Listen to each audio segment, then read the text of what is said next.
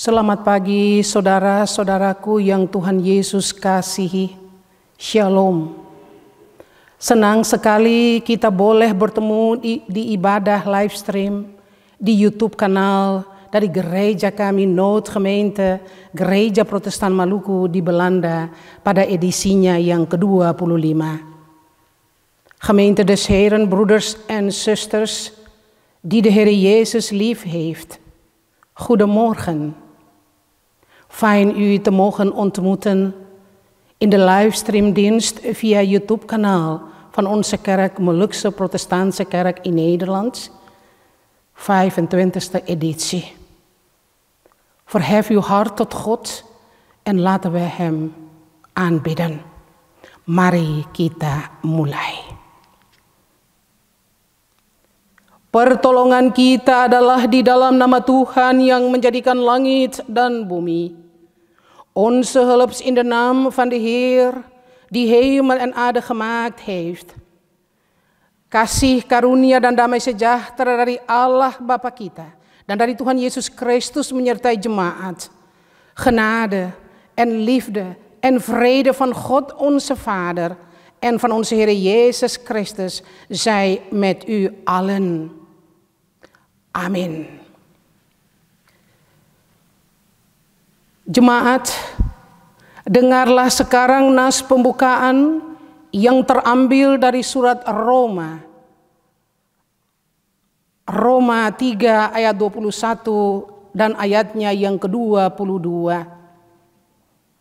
Gemeente, luister naar de aanvangtekst die genomen uit de brief aan de Romeinen, hoofdstuk 3, de versen 21 en 22. Die luidt als volgt, yang bunyinya sebagai berikut. Tetapi sekarang tanpa hukum Taurat, kebenaran Allah telah dinyatakan seperti yang disaksikan dalam kitab Taurat dan kitab-kitab para nabi, yaitu kebenaran Allah karena iman dalam Yesus Kristus bagi semua orang yang percaya, sebab tidak ada perbedaan. Gods gerechtigheid, waarvan de wet en de profeten al getuigen, wordt nu ook buiten de wet zichtbaar. God schenkt vrijspraak aan allen die in Jezus Christus geloven. Er is geen onderscheid. Saudara-saudara jemaat yang Tuhan Yesus kasihi, di hari ini kita akan mendengar pembacaan dan pemberitaan firman yang terambil dari Alkitab Perjanjian Baru. Injil menurut Matius pasalnya yang ke-15 ayat 21 hingga ayatnya yang ke-28.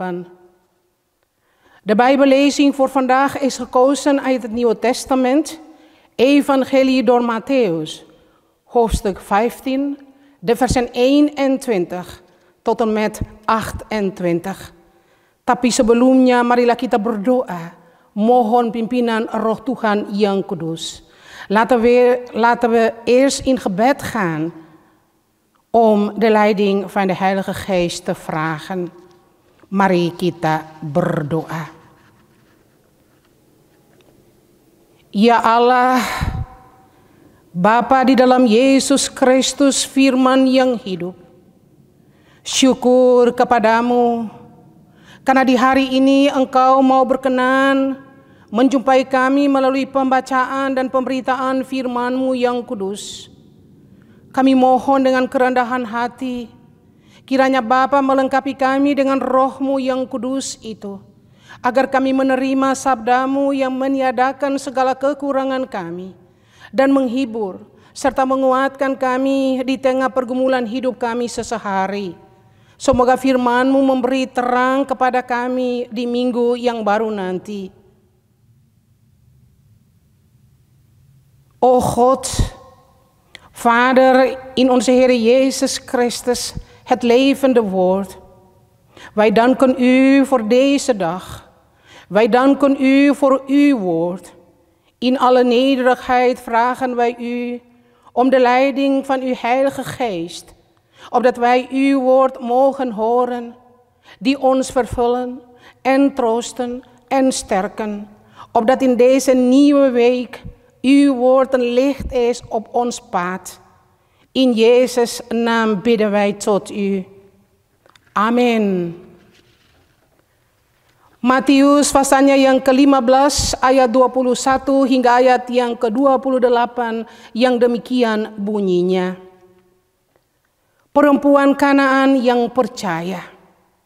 Lalu Yesus pergi dari situ dan menyingkir ke daerah Tires dan Sidon.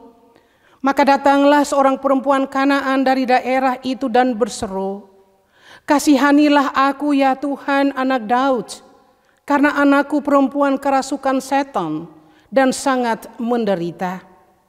Tetapi Yesus sama sekali tidak menjawabnya. Lalu murid-muridnya datang dan meminta kepadanya, "Suruhlah ia pergi. Ia mengikuti kita dengan berteriak-teriak." Jawab Yesus, "Aku diutus hanya kepada domba-domba yang hilang dari umat Israel." Tetapi perempuan itu mendekat dan menyembah Dia sambil berkata, "Tuhan, tolonglah aku." Tetapi Yesus menjawab, "Tidak patut mengambil roti yang disediakan bagi anak-anak dan melemparkannya kepada anjing." Kata perempuan itu, "Benar Tuhan, namun anjing itu makan remah-remah yang jatuh dari meja tuannya." Maka Yesus menjawab dan berkata kepadanya, "Hai ibu, besar imanmu, maka jadilah kepadamu seperti yang kau kehendaki." Dan seketika itu juga anaknya sembuh. Mattheus 15, de versen 21 tot en met 28. En die luidt als volgt. En Jezus ging vandaar weg en vertrok naar het gebied van Tires en Sidon. En zie, een Canaanese vrouw die uit dat gebied kwam, riep naar hem, "Heere, Zoon van David, ontferm u over mij.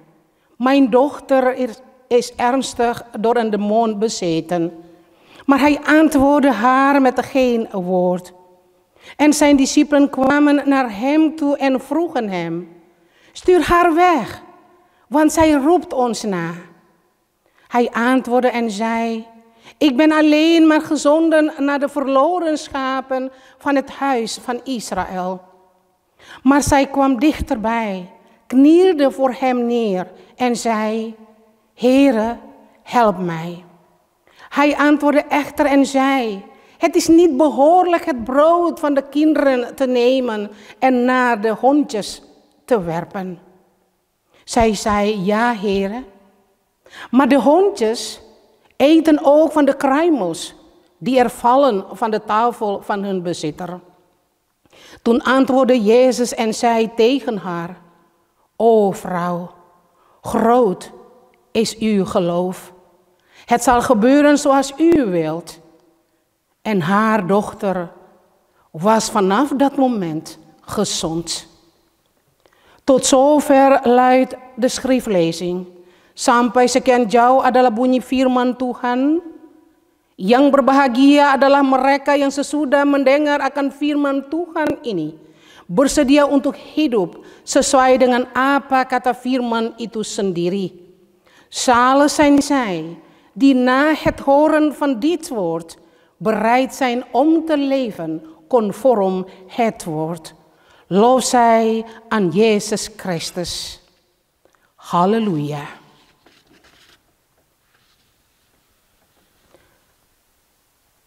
Jemaat Tuhan, saudara-saudaraku yang dikasihi oleh Tuhan kita, Yesus Kristus. Coba saudara bayangkan, saudara meminta sesuatu yang sangat penting dari seseorang, dan saudara ditolak. Apa reaksi saudara-saudara? Sabar menunggu? Marah? Atau kecewa dan pergi? Mari sama-sama kita ikuti perihal perempuan Kanaan yang datang kepada Yesus untuk meminta kesembuhan kepada anaknya yang sakit. Sesuai dengan bacaan kita tadi Matius 15 ayat 21 hingga ayat yang ke-28. Saudara-saudara, setelah Yesus seharian mengajar orang banyak, maka berangkatlah ia dengan murid-muridnya ke Tirus dan Sidon. Di negeri kafir ini tinggallah seorang ibu dengan anak perempuan yang sakit kemasukan roh setan. Kemasukan roh setan, saudara-saudara, berarti anak itu hidup di bawah kekuasaan setan. Semua yang ia lakukan adalah ikut setan, si raja kegelapan. Padanya, saudara-saudara, kita melihat bahwa memang pekerjaan iblis atau pekerjaan setan adalah membuat manusia binasa dan membuat manusia tidak bahagia. Dan betapa tidak bahagianya dan sedih serta prihatinnya ibu ini. Tidak ada seorang pun yang bisa memberikan kesembuhan kepadanya selain Allah yang Maha Kuasa, Allah Penyelamat, Allah Israel. Tapi ibu ini, dia belum kenal Tuhan Allah. Dia hanya menyembah kepada berhala-berhala yang tidak bisa memberikan kesembuhan kepada anaknya. Meskipun ia dengan begitu hebat berdoa. Tapi dia pernah dengar tentang Allah yang mengiring penebus dari keturunan Daud. Yaitulah Yesus Kristus. Dan kita bisa dengar akan saudara-saudara dari perkataannya. Kasihanilah aku ya Tuhan, anak Daud. Perempuan ini belum kenal Tuhan Allah, saudara-saudara. Tapi Tuhan mengenal dia dengan beban-beban hidup yang ia pikul. Perempuan ini mencari Yesus dan menyembah dia. Memohon belas kasihan Yesus terhadap anaknya yang sakit. Tapi teriakan minta tolong dari perempuan ini tidak langsung Tuhan Yesus jawab. Tidak langsung Tuhan Yesus kasih reaksi. Tuhan Yesus berlaku seolah-olah ia tidak dengar akan perempuan ini. Sebuah sikap yang tidak dimengerti oleh murid-murid. Sebab biasanya Tuhan Yesus segera menunjukkan belas kasihan dan melakukan mujizat. Yesus bilang untuk murid-murid dan untuk perempuan ini, aku diutus hanya kepada domba-domba yang hilang dari umat Israel. Ayat 24. Lebih kasar lagi Tuhan Yesus katakan, biarlah anak-anak kenyang dulu. Sebab tidak patut mengambil roti yang disediakan bagi anak-anak dan melemparkannya kepada anjing. Satu jawaban yang akan dengar kasar bagi perempuan ini yang sementara mencari kesembuhan kepada anaknya.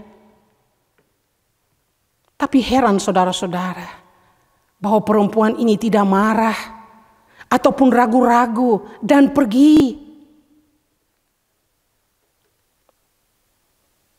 Setelah dia mendengar akan penolakan Tuhan Yesus atas seruan minta tolongnya. Tapi sebaliknya dia mengakui Tuhan Yesus, dia bilang, benar Tuhan. Namun anjing itu makan remah-remah yang jatuh dari meja tuannya. Saudara-saudara, satu jawaban yang menunjukkan bahwa perempuan Kana ini tahu sejarah penyelamatan Allah. Pertama orang Israel, kemudian bangsa-bangsa yang lain. Dan dengan demikian saudara-saudara, perempuan ini membuka diri untuk wahyu khusus dari Tuhan untuk Israel dan termasuk keselamatan pada dirinya. Biarpun dia ditolak dengan kasar, tapi dengan sabar, dengan rendah hati, dia berjuang dan tetap berjuang untuk kesembuhan anaknya. Ia merendahkan diri. Biarpun ia mendapat sisa-sisa yang disediakan baginya. Betapa besarnya percaya dan keyakinan perempuan ini saudara-saudara. Sehingga Tuhan Yesus memuji dia dan mengatakan, Ibu, sungguh besar imanmu. Dan dari kesabarannya, kepercayaannya, keyakinannya kepada Yesus, saat itu juga anaknya menjadi sembuh. Ini menjadi satu ajaran for ketong semua saudara-saudara, bahwa Tuhan Yesus itu sangat peduli dengan semua orang, tidak ada perbedaan. Seperti nats pembimbing kita, Roma 3 ayat 22 bilang begini. Kebenaran Allah telah dinyatakan karena iman dalam Yesus Kristus bagi semua orang yang percaya. Tidak ada perbedaan. Jemaat yang kekasih, lewat firman Tuhan saat ini kita lebih diyakini bahwa Tuhan Yesus yang kita percaya adalah penguasa, penebus, murah hati. Dia adalah tabib yang benar. Dan Tuhan Yesus sanggup menyembuhkan berbagai macam penyakit. Karena itu saudara-saudaraku yang kekasih, bila kita sakit, janganlah kita hanya mengandalkan tenaga medis dengan peralatan-peralatan yang canggih dan modern. Tapi minta pertolongan dan kesembuhan dari Tuhan Yesus, tabib yang benar itu. Bukankah banyak kali kita dengar dokter-dokter bilang, maaf, katong sen bisa tolong pasien ini lagi. Atau pasien ini cuma bisa hidup beberapa waktu saja. Itu adalah ilmu kedokteran mereka. Dan biar dong pintar bagaimanapun juga, bagaimanapun canggih dan modernnya alat-alat medis saudara-saudara, semua ada batasnya. Tapi Tuhan Yesus pun kasih, Tuhan Yesus pun cinta, dan Tuhan Yesus pun kuasa itu tidak pernah terbatas. Tuhan Yesus mengasihi sampai kepada orang-orang yang tidak mengasihi Dia. Tuhan Yesus mengasihi sampai kepada orang-orang yang tidak pernah ingat akan Dia. Tinggal bagaimana dengan kita saudara-saudara. Apakah memang kita percaya kepada Yesus, bahwa Yesus sanggup mengangkat dan menyembuhkan kita atas berbagai penyakit yang ada pada kita? Kalau kita dengan sungguh percaya kepadanya, tidak ada yang mustahil. Iya toh saudara-saudara. Dan kalau perempuan Kanaan yang tidak percaya, Tuhan Yesus pedulikan dan Tuhan Yesus tolong. Apalagi kita, anak-anaknya yang percaya kepadanya. Dan kalau lewat bacaan tadi menyaksikan bahwa bangsa Israel, umat pilihan Allah, dan semua orang-orang yang percaya kepada Yesus, yang pertama diselamatkan barulah orang lain. Sungguh saudara-saudaraku, satu hak yang istimewa yang dimiliki oleh saudara dan beta. Bukankah ini menjadi satu sukacita yang kekal, yang perlu kita syukuri? Oleh sebab itu saudara-saudara, kuatkanlah imanmu kepada Yesus meskipun kita diperhadapkan dengan keadaan yang sukar sulit sekalipun. Tetaplah berdoa. Sabarlah. Dan nantilah jawaban Tuhan atas permohonan dan pergumulan kita. Dan jaga baik-baik saudara-saudara, jangan sampai ketong menjadi yang terakhir. Geliefde gemeente in Christus. Stel je eens voor. U vroeg iets heel belangrijks aan iemand. En u wordt afgewezen. Wat is uw reactie? Geduldig wachten? Boos? Of teleurgesteld? Weggaan.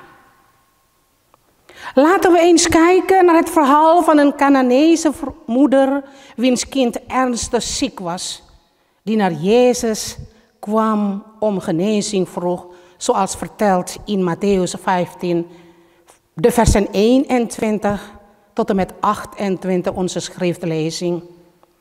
Lieve broeders en zusters, nadat Jezus de hele dag mensen onderwezen had, vertrokken hij en zijn leerlingen naar het gebied van Tyrus en Sidon, waar de heidenen woonden. Daar woonde een moeder, waar haar dochter bezeten was door de duivel.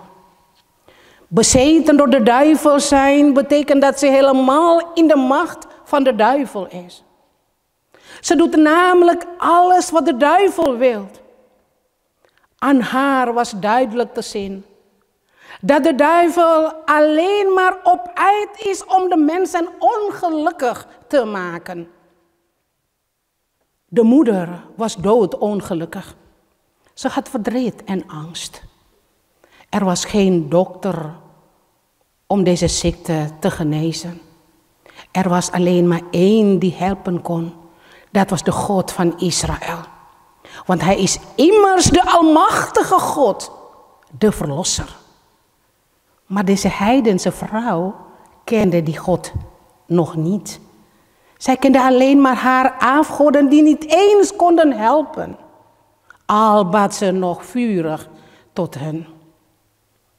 Zij had wel eens van gehoord dat God een verlosser beloofde.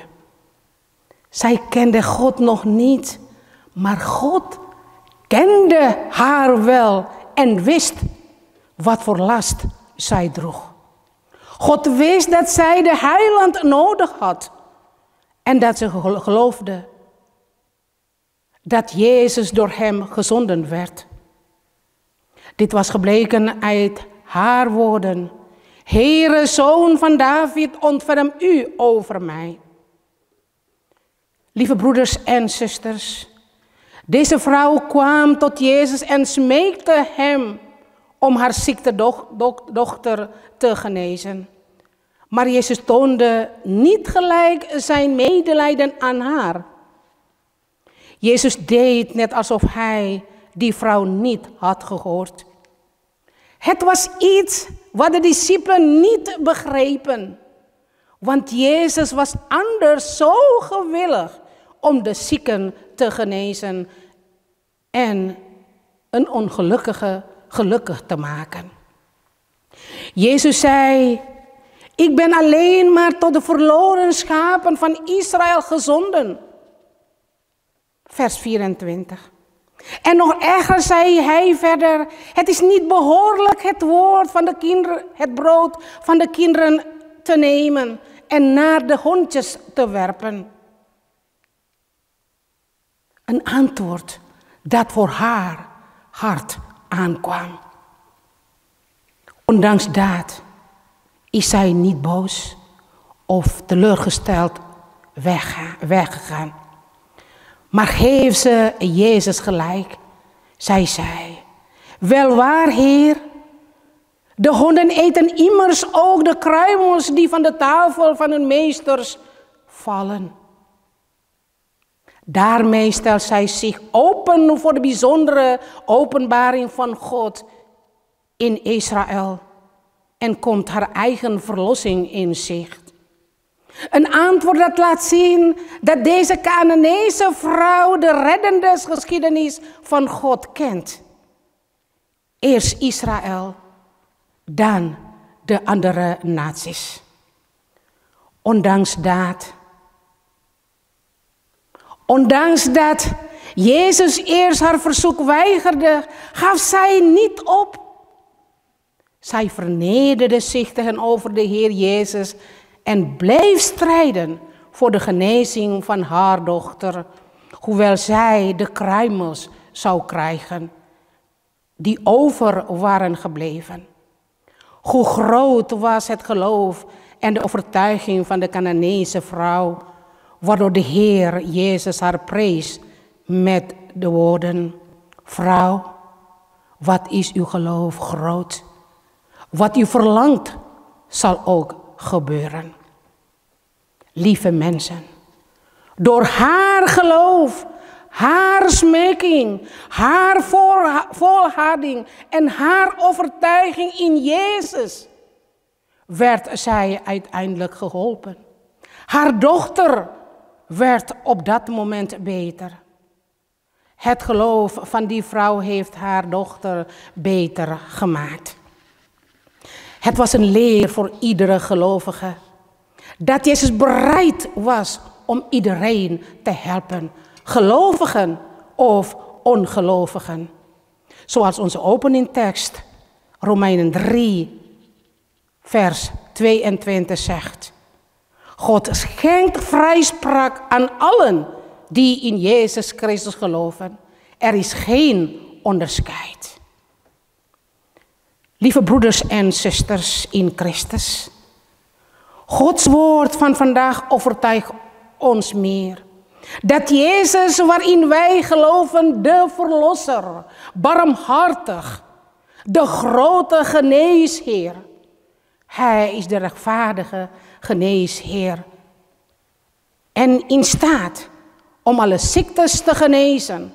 Geneeslijk en ongeneeslijk. Geestelijk en lichamelijk. Want hij is namelijk machtiger is dan de macht der ziekte. Daarom, lieve broeders en zusters, wanneer wij ziek zijn, vertrouw dan niet alleen op de medische personeel met geavanceerde en moderne apparatuur. Maar vraag om hulp en genezing van de ware arts, onze Heere Jezus Christus. We horen vaak uit de monden van de doktoren: wij kunnen niets meer voor die patiënt betekenen. Ze leeft alleen maar een paar maanden. Lieve mensen, het betekent dat hoe wijzer en pinter zij ook zijn. Ze zijn maar mensen en zijn beperkt in alles. Hoe modern en geavanceerde de medische zorg ook is. De zorg van onze Heer Jezus Christus, onze heiland, kent geen grenzen. Jezus heeft iedereen lief. Ook aan hen die niet eens aan hem denken. Zijn macht staat boven de medische hulp. Nu is het aan ons, lieve broeders en zusters. Geloven wij met heel ons hart, ziel en geest in hem? Geloven wij dat hij in staat is om al de ziektes te kunnen genezen? Want er bestaat namelijk geen onmogelijk voor wie die gelooft. Toch, lieve broeders en zusters? En onthoud goed. U en ik en iedereen die in Jezus geloven, hebben het voorrecht om gered te worden. Daarom, broeders en zusters, hou je geloof vast, zelfs in de moeilijke tijden. Volhard in gebed. Geef nooit op. Wees geduldig en wacht op het antwoord van God op onze gebeden en worstelingen. En zorg ervoor, broeders en zusters, dat wij niet de laatsten zullen zijn. Amen.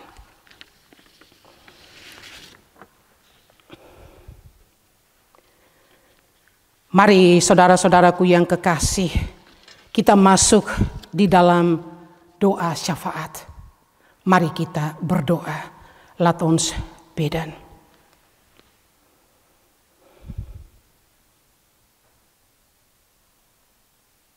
Tuhan Allah, Bapa yang berkuasa di sorga, demikian juga di bumi ini.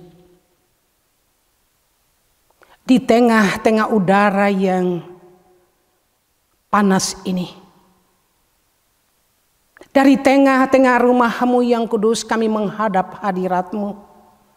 Menaikkan syukur dan terima kasih kepada Tuhan. Atas betapa besar cinta kasih Tuhan.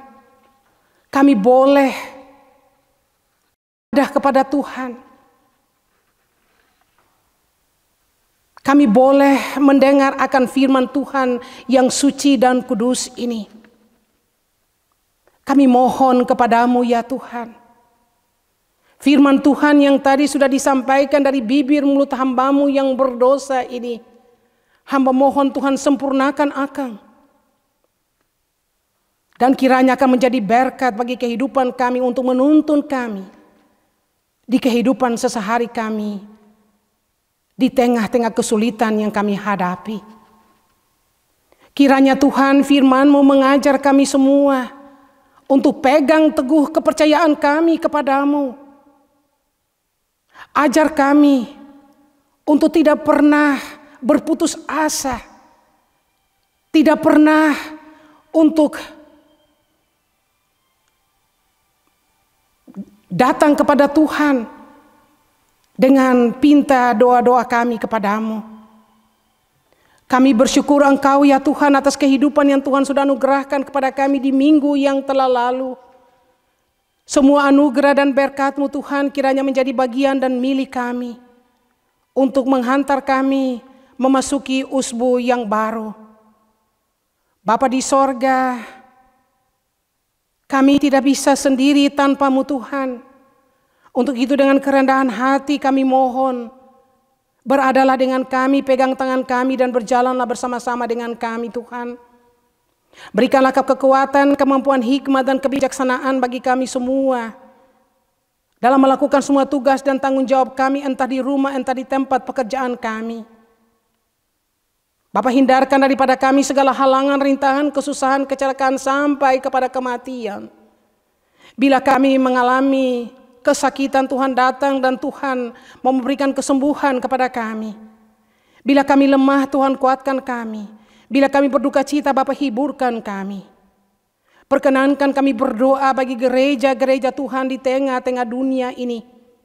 Gereja-gereja Maluku yang ada di Belanda sini. Kami berdoa minta Tuhan memberkati semua. Agar meskipun kami ada dalam pandemi COVID-19 ini ya Tuhan. Tapi kami tetap bersatu untuk melayani Engkau ya Tuhan. Tuhan yang berkuasa di sorga, demikian juga di bumi ini. Kami berdoa bagi pemimpin gereja kami dari tingkat sinode, para pendeta, para majelis jemaat, dengan masing-masing jemaat, semua organisasi gereja yang ada. Kami bersyukur ya Tuhan, yang di dalam masa yang sukar sulit ini, kedua saudara kekasih kami ini boleh membuang waktu mereka untuk ibadah ini boleh berjalan ya Tuhan. Terima kasih atas semua itu Tuhan. Kiranya Tuhan memberikan hikmat dan kebijaksanaan bagi kami semua, supaya kami dapat menjalankan tugas dan tanggung jawab kami dengan baik.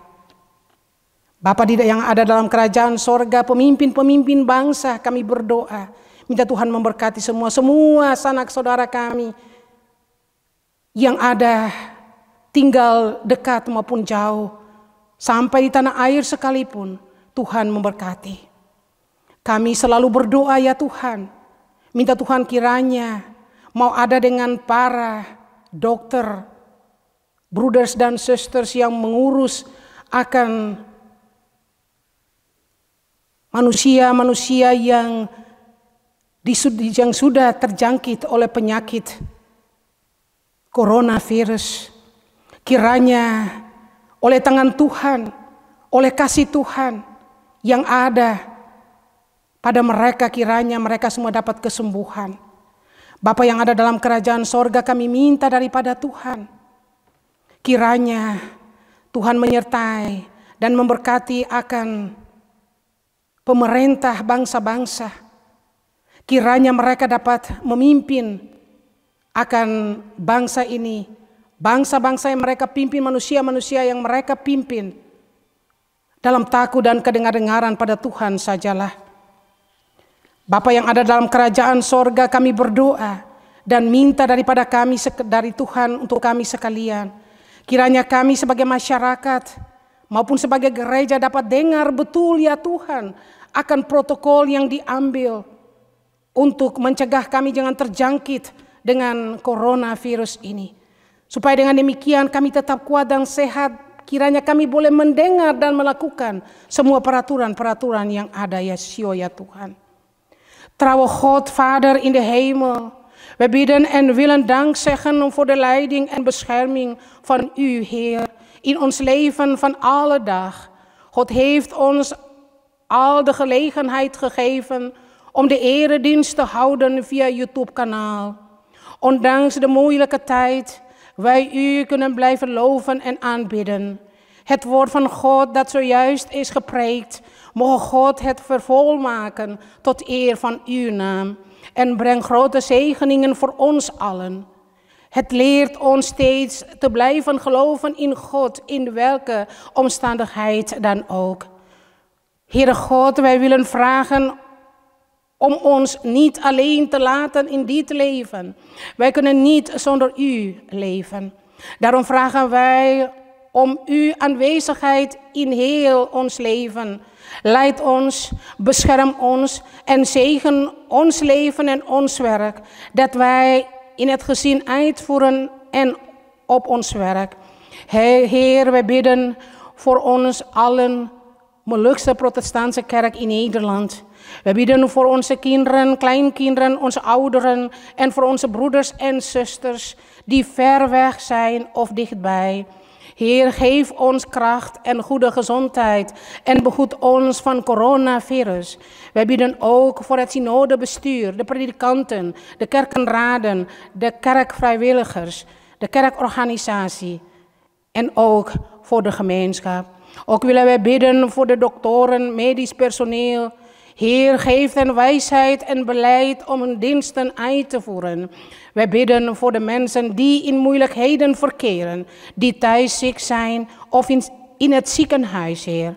Wilt u hen helpen volgens uw wil? Zij die verdriet hebben, wilt u hen ook troosten. Wij geven ons leven in de nieuwe week in uw handen, Heer. Wees met ons, zodat wij niet hoeven te vrezen. Vergeef ons van onze zonden en fouten. Dit alles vragen wij u in de naam van Jezus Christus, die ons het onze Vader heeft leren bidden. Onze Vader, die in de hemel zijt, uw naam wordt geheiligd, uw koninkrijk komen, uw wil geschieden gelijk in de hemel als ook op de aarde. Geef ons heden onze dagelijks brood en vergeef ons onze schulden, gelijk ook wij vergeven onze schuldenaren. Leid ons niet in verzoeking, maar verlos ons van de boze. Want van u is het koninkrijk en de kracht en de heerlijkheid tot in de eeuwigheid. Amen. Saudara-saudaraku yang kekasih, kini kita hampir tiba pada ibadah ini.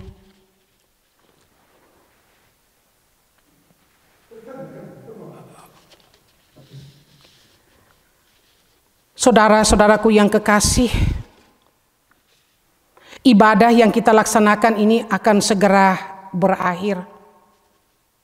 Semoga kita dapat menyimpan akan firman Tuhan yang tadi kita sudah dengar dalam hati kita dan melaksanakannya dalam kehidupan kita sehari di tengah-tengah dunia ini. De dienst die wij hebben uitgevoerd is bijna ten einde. Bewaar dan Gods woord in uw hart, opdat het werkzaam mogen zijn in uw dagelijks leven. Arahkanlah hati dan pikiran saudara kepada Tuhan dan terimalah akan berkat Tuhan. Damai, sejahtera dan kasih dengan iman dari Allah Bapa dan dari Tuhan kita Yesus Kristus kiranya menyertai saudara-saudara. Kasih karunia menyertai semua orang yang mengasihi Tuhan kita Yesus Kristus dengan kasih yang tidak binasa. De vrede en de liefde van God onze Vader en van Jezus Christus onze Heer zij met u. Zijn genade zij met allen die onze Heer Jezus Christus onvergankelijk lief hebben. Amin. Saudara-saudaraku yang kekasih, meskipun di tengah cuaca yang begini panas, tapi terima kasih yang u dong semua bisa mengikuti ibadah di hari ini. Beta ucapkan bagi saudara semua, pung selamat hari Minggu. Een zegende zondag wens ik u allen toe. Sampai kita bertemu kembali.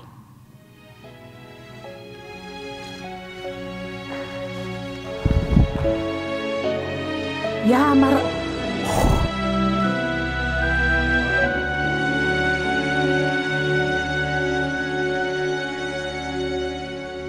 Ku tak dapat lupakan kebaikan yang ku terima, pengorbananmu yang mulia jadikan ku berharga. Kau tulus menerima aku apa adanya. Kekuatan kasih-Mu nyata memulihkan hidupku. Kau bukan Tuhan yang melihat rupa, Kau bukan Tuhan yang memandang harta. Hati hamba yang selalu Kau cari, biar Kau temukan di dalamku. Selama ku hidup, ku mau menyembah-Mu, sebab Engkau sangat berarti bagiku.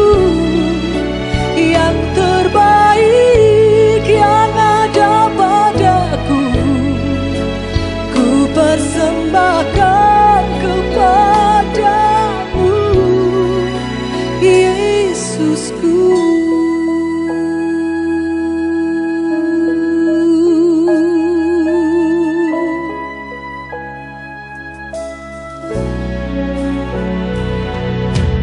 Kau tulus menerima aku apa adanya. Kekuatan kasih-Mu nyata memulihkan hidupku. Kau bukan Tuhan yang melihat rupa, Kau bukan Tuhan yang memandang harta. Hati hamba yang selalu Kau cari, biar Kau temukan di dalamku. Selama ku hidup, ku mau menyembah-Mu, sebab Engkau sangat berarti bagiku. Yang terbaik yang ada padaku, ku persembahkan kepadamu, Yesusku.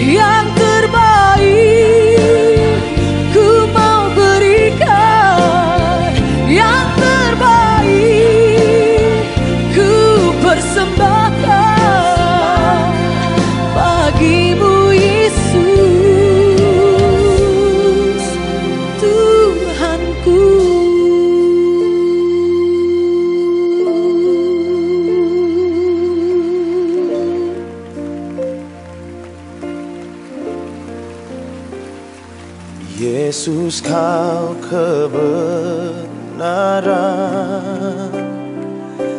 yang menyelamatkanku.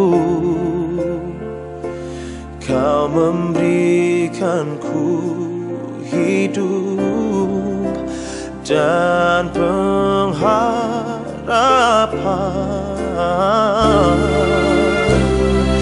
Ku ikut kehendak-Mu, ku perlu anugerah-Mu. Ku nyatakan janjiku kepadamu.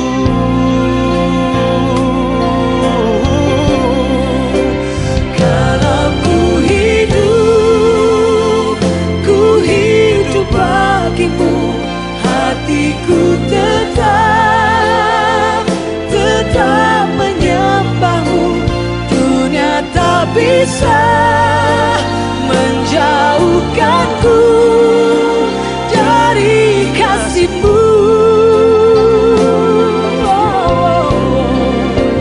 Selama ku hidup bagimu, mataku tetap memandang-Mu. Dunia tak bisa